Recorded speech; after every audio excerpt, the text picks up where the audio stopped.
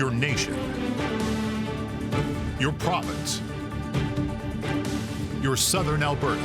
From the heart of Lethbridge, it's Bridge City News Weekend Edition with Jeanette Roche. Hello and thanks for joining us. A Lethbridge father charged with assaulting his infant appeared in court Friday, but the prosecution requested to have the matter put over to next month because they're not ready to present a case. The 52-year-old has been charged with sexual assault, sexual interference, aggravated assault, and failing to provide the necessaries of life. His matter will be back in court on April the 14th. Southern Alberta RCMP have issued a warning about groups of scam artists traveling throughout the province taking part in jewelry and electronics scams. The groups approach people in parking lots, gas stations, and other public spaces. RCMP say that they're typically offering fake jewelry for sale as gifts or offer to trade them for gas. The suspects often provide a story such as having a broken or lost bank card and are unable to access funds to continue their trip. The scammers have also been known to drive rental vehicles with children in them. RCMP say these incidents have occurred between March the 2nd and the 14th, and the actions of these fraudsters is considered a criminal offense. McCain Foods is making a huge investment at its factory in Lethbridge County. The company will be putting in a $600 million expansion to double the size of the facility and output. Company officials say it will be the biggest investment in their history. The project will create 260 new jobs along with new state-of-the-art production lines.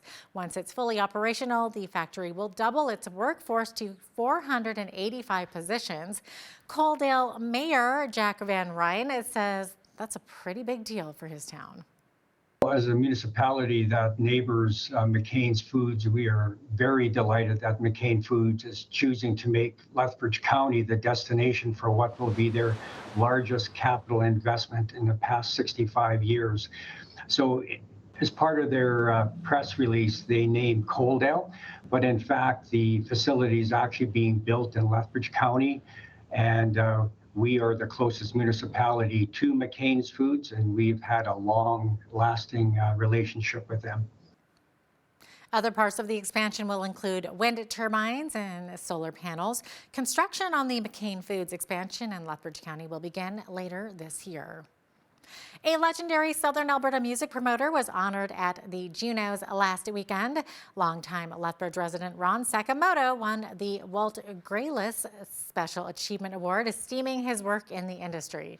Sakamoto says it was a special honor. So it is one of the biggest awards there is. And, you know, I think there's only 38 people that have already received this award.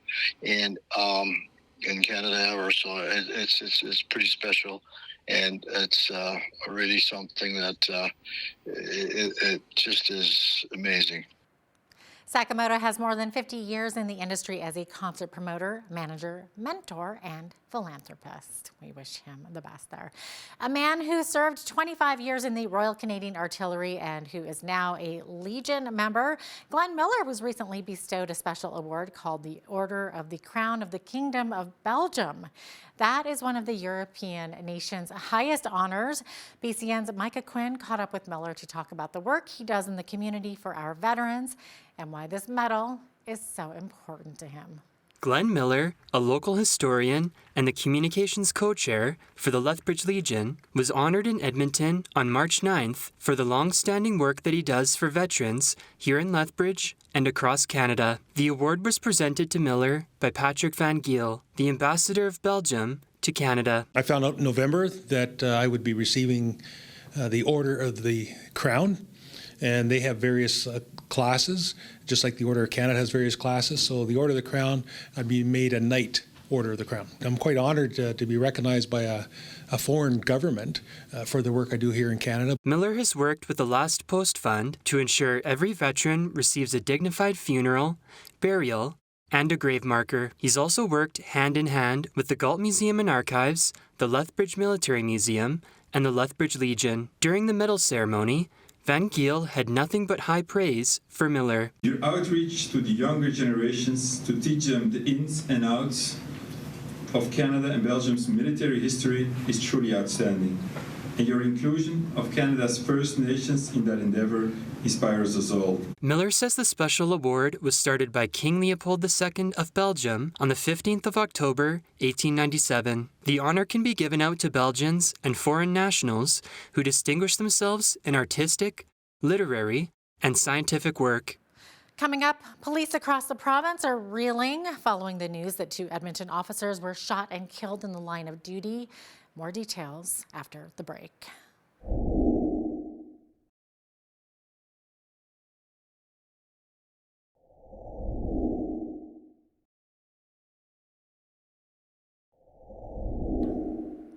Welcome back. 2 Edmonton police officers were shot and killed in the line of duty Thursday morning following a domestic dispute. Edmonton Police Chief Dale McPhee says the shooting occurred at an apartment complex when the officers were responding. They were shot when they approached a suite in the building and didn't have a chance to fire their weapons. A police source says the suspect was a 16-year-old boy who also shot and wounded his own mother. They say the suspect was found dead from what appears to be a self-inflicted gunshot wound, and the mother was taken to hospital with life-threatening injuries. The 2 officers killed are 35-year-old Travis Jordan and 30-year-old Brett Ryan. Today, the Edmonton Police Service has been marked by an unthinkable and a horrific tragedy as 2 of our members have died in the line of duty. Constable Travis Jordan, age 35, had 8.5 years with the Edmonton Police Service, and Constable Brett Ryan, age 30, had 5.5 years with the Edmonton Police Service. Constables Jordan and Ryan were valued members of our EPS family, and they work side by side with us every day in service to our community, and I can't tell you how devastated we are with their loss. Alberta Premier Danielle Smith and Safety Minister Mike Ellis issued a statement expressing their condolences in the deaths of the 2 Edmonton police officers, and Prime Minister Justin Trudeau also offered his condolences on Twitter. Alberta will be the first province to mandate body cameras on police officers. Earlier in the week, the Alberta government announced it will be mandating officers throughout the province to wear the cameras. Public Safety Minister Mike Ellis says this will help officers to feel safer and for Albertans to have trust that police will assist and be fair in doing so. Ellis says he hopes to have officers wear body cams as soon as possible. Albertans have a right to feel safe and secure across this province, and that's precisely what we're doing here. In order for the police to be that extension, there must be a deep level of trust within the community. That's why our government is focused on assisting and building trust between police services and the community through initiatives like this. And today we are strengthening police accountability and transparency in the province that will help to ensure that every dollar that is being invested in our police service is having their intended outcome. It appears our young adults in our province will be receiving more support. Alberta Children's Services Minister Mickey Emery says $25.6 million will go to the Transition to Adulthood program over the next few years. It's an initiative that helps prepare young people to live independently, pursue an education, and build their careers. Minister Emery says an additional $2.5 million will help youth and young adults build a career in the trades with training and educational supports provided. The funding from the Skilled Trades and Professions will support around 500 young people who want to pursue a career in that field. And speaking of students, Alberta's 3 university cities ranked well in Canada's best cities for post-secondary students.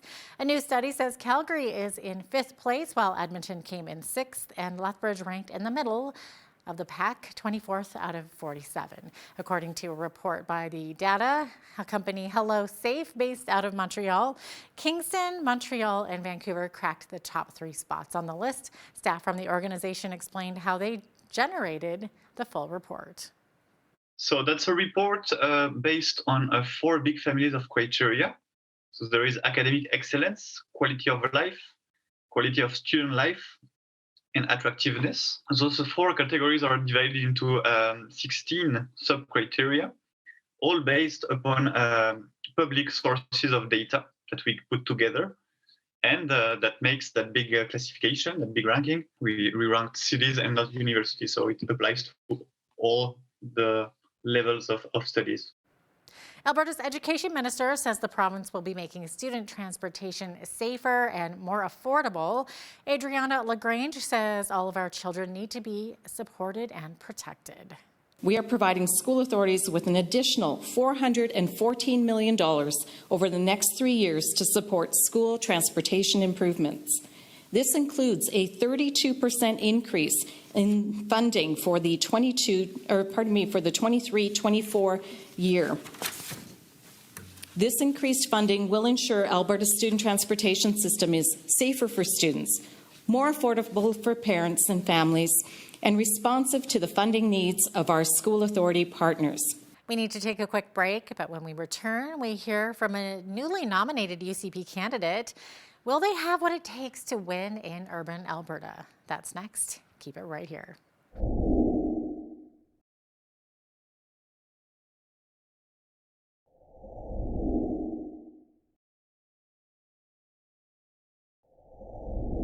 Well, this past week, the UCP members in the riding of Lethbridge West elected their candidate to run in the upcoming provincial election. Tori Tanner was chosen with a decisive victory with more than double the votes of her competitor. Hal Roberts sat down virtually with Ms. Tanner to learn more about what we can expect to see from her in the run up to the election. So, Tori, congratulations on winning the nomination, first of all. Tell our viewers a little bit about who Tori Tanner is. We know you're a fellow believer, but talk a bit about your family and what you're currently doing for a living. I've been an entrepreneur most of my life. Started with paper route, believe it or not, and moved into different businesses. I owned a manufacturing business that we actually manufactured steel frame fabric covered buildings, a company called Coverall Building Systems. I've been in health and wellness as well. We sold things like massage chairs, infrared saunas, therapeutic mattresses, and health products. And I also have a mediation business. And as far as family goes, I have 3 kids. They are all grown. One's a realtor, and one's an elementary school teacher, and one's actually my business partner. I understand that you've already begun door knocking. What are some of the biggest concerns people in Lethbridge have shared with you? There are lots of concerns. Definitely our crime rate, that's on top of everyone's heads, but on top of everyone's minds, but also our education system. There are a lot of parents and grandparents that are concerned about what's going on in our education system. Of course, our health care and the lack of doctors in our city. That's a primary concern. And also, you know, what I've found is that people just are craving a voice. They want to know that their representative is going to listen to them and actually hear them. So we've brought a lot of people on side, and it's really encouraging. Actually, that's my motivating factor, is bringing the community together and bringing like-minded people together and having them join together with me so that they have a voice as well as I do. Now, you're going up against a dynamo in Shannon Phillips, the current finance critic, but she's also the former Environment and Climate Change Minister for the NDP. What will it take to defeat MLA Shannon Phillips? We are not focused on Shannon Phillips. We're focused on our own campaign. We keep our head down and stay in our lane. But I really believe in building community, bringing everybody together, because together we're stronger. I can't do this by myself. But I know that bringing the right team together, just as I do as an entrepreneur, in my small business, it was really important to bring the right people to the table, because I don't have all the answers. But I know how to bring a team together where we can sit down and resolve the problems together. Because like I've told my team over and over, together we are strong. Now, the latest polls show that the UCP and NDP are currently tied in popularity with 35% support, but 22% of Albertans are undecided. What will it take to sway over those voters who haven't made up their minds yet? Well, the same thing that we did with this nomination campaign is just we met with people as much as we could. I met with people as much as I could and listened to their stories. Everybody has a story. Everybody has concerns. Everybody wants to be heard, and that's exactly what we have been doing, and that's exactly what we'll continue to be doing. Lethbridge Mayor Blaine Hagan did not appear too impressed with the latest budget, Tori, saying that not enough money is coming our way here in Lethbridge. How do you see it, and how important is that relationship between the province and our municipal officials? I think it's hugely important. We all need to be working together. And, I've met with Blaine already, and I've met with Nathan. And I think that together we're stronger, right? We have different concerns at the city level than obviously at the provincial level.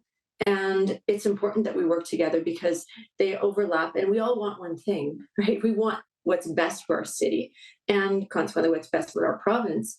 But my focus definitely is 100% the city right now with Lethbridge. We have our own problems here, and we have to be working with Blaine. We have to be working with the entire city council. We have to be working with the churches and businesses and individuals, because together we all have different perspectives. We all have different voices, and we can bring different things to the table. So that's really important to me, to work together. Thanks so much for your time, Tori. That was Tori Tanner, the recently nominated UCP candidate for Lethbridge West. By the way, the Alberta election is coming up on May the 29th. Well, the self-reliant and entrepreneurial mindset seems to be alive and well here in Alberta. As we get closer to the May election, many are looking for synergies and connections, while others search for power and position. After the break, we speak with an influential but independent voice here in the southern part of the province. What do the NDP and UCP need to consider, and who will have the last word? That's next. We'll be right back.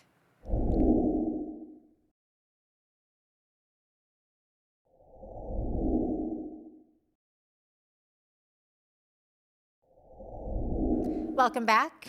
One other provincial riding here in southern Alberta that could be in for a change or a controversy is Cypress Medicine Hat.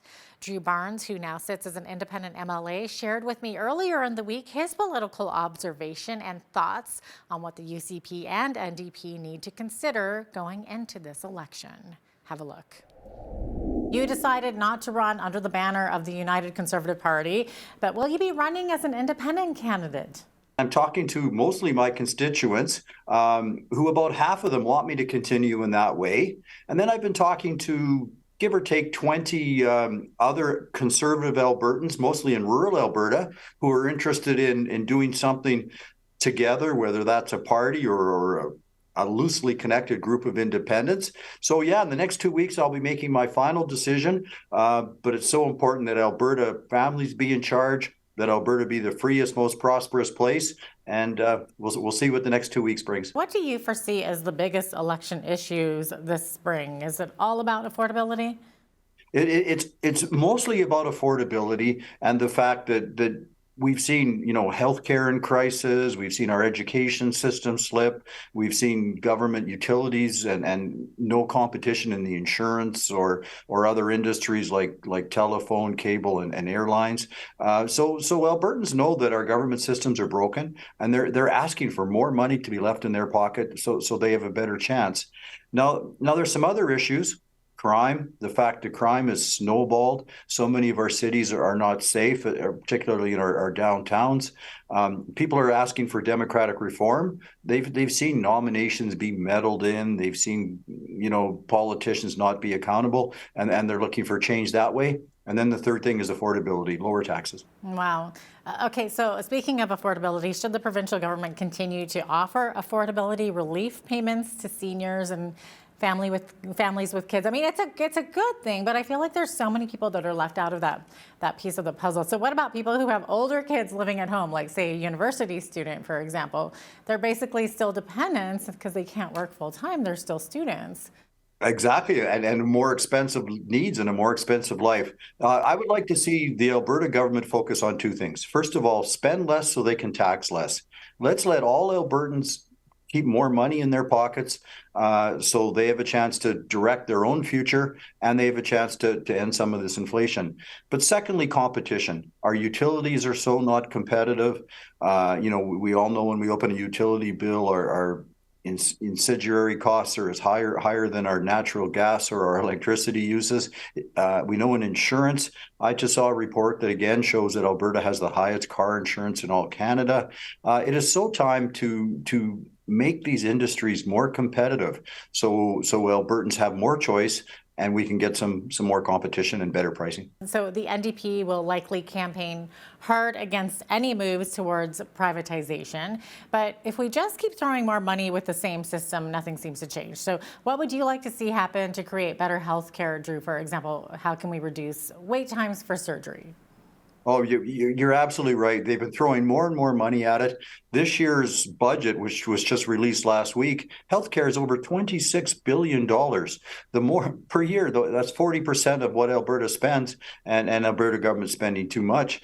And throwing money at it doesn't make our solutions any better. There's some real things we need to do. First of all, we need to return to more local decision making, where local people have control over what happens in their area. Secondly, when it comes to wait times, I'm hearing about inefficiencies throughout the systems. Procedures being late, procedures not being organized, and Alberta Health Services bureaucracy budget is now $600 million a year. It is so time to insist on value for that. But then we also have to get innovative. Hey, Mayo clinics. Let's maybe have a not-for-profit Mayo clinic somewhere in Alberta, publicly funded, so everybody gets equal access. But let's put in some choice and competition. Likewise, we need some wait time guarantees. That if you can't get your surgery in a normal period of time, you get the opportunity to go to a different clinic, like a private clinic, again, publicly funded, but you get access to make that happen.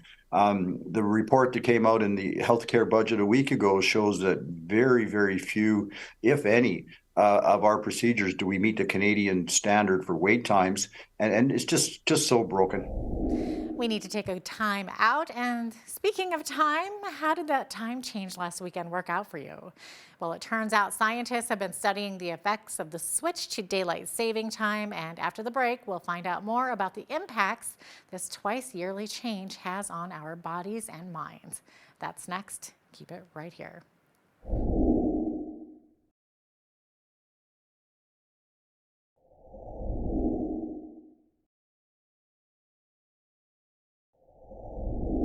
Well, many of us were suffering from brain fog this week after moving our clocks ahead an hour.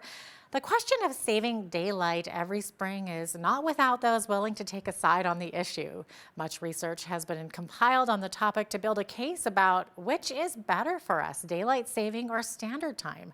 Professor Rob McDonald from the University of Lethbridge joined me recently to share his research on the impacts changing the clock has on our hearts and minds. Check it out. Can you maybe tell us a bit about how our minds and our bodies work together? Because you just mentioned our body clocks are kind of more set to standard time. So is there actually some kind of an internal clock that can be affected by light? That's right. So deep inside your brain is this tiny little nucleus. It's only like 20,000 neurons. But it has a huge impact on the brain. You know, the brain is 80, 90 billion cells. So these 20,000 neurons have a very significant impact on your daily brain and body function. So we consider this the master clock. And it's approximately 24 hours, a little bit longer than that. And because it's a bit longer, it has to be set somehow. And the way it's set is directly, there's receptors in your eye that go directly deep to that clock and set it every morning. That's fascinating. That's so okay, so I'm curious if the negative effects of time changes are less severe in the autumn because we gain that hour of sleep, or is it basically the same? No, it's not. So you're completely correct. A phase advance is much more difficult for the circadian system to deal with, and it's much harder on your brain and body. The delay is easier, just the vagaries of the way the system is designed. One thing I didn't mention about this master clock, I mean, it's great to have a clock, and we didn't really understand, well, how does it influence brain and body function? Well, it turns out there's peripheral clocks too. So there's clocks all over your brain and body. So different parts of your brain that do different things have their own little clocks. Your lungs, your liver, your stomach, all of these have their own clocks, but they're set by the master clock.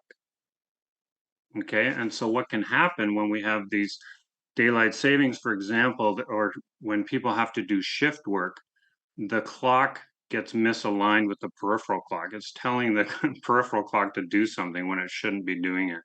So you get this dysregulation brain and body function. Mm-hmm. Yeah, you're talking about people working shift work. I mean, they have a whole other set of issues, don't they, because of what they go through? That's right. We've been studying shift work for decades now. We're really fascinated with it. And we think it's really bad for people. And in fact, shift work is considered a carcinogen, but it also has effects on heart disease, obesity, and a lot of our work has shown it is directly linked to Alzheimer's disease and dementia. Oh, wow. That's a fascinating study, absolutely. Is it true that during daylight savings times we have more car accidents, more heart attacks, strokes, workplace accidents? That actually comes from the shift. So when we're doing this phase advance in particular, the spring forward, there is a statistically significant uptick in those things, but it's not the biggest effect in the world. But it is suggesting that, you know, this circadian shift is having impacts, and it's probably happening to people who already have heart problems or right. So it's people who are going to be more susceptible. Do we know if there's any negative effects of daylight savings time that impacts certain groups of people more than others? For example, males versus females, or older people versus younger people? Yes, this is a line of work we've been working on for decades, and there's no doubt aged people are more susceptible. And one of the lines of research we're looking at is as you age, people fall into sort of two groups, good circadian agers and poor circadian agers, and there's a very strong relationship between the health of your clock and dementia. Oh, that's fascinating. Why? And sorry, yeah, just one other thing. So you were raising this issue about the long-term effects of this kind of daylight savings. Daylight savings, it's not completely clear, but anytime you have more light at night, it's going to have a huge impact. And so you were saying that the day in the summers and that it's great to have all of that time, but your brain is being told to stay up when it actually should be going to sleep. So it's not only having less in the morning, but it's also having too much light at night. And that's why the clock gets misaligned during daylight savings time. Well, there seems to be a lot of controversy surrounding the mRNA technology. And when we return from break, we hear from a former paramedic who shares her experience after she received that mandated injection. That's next.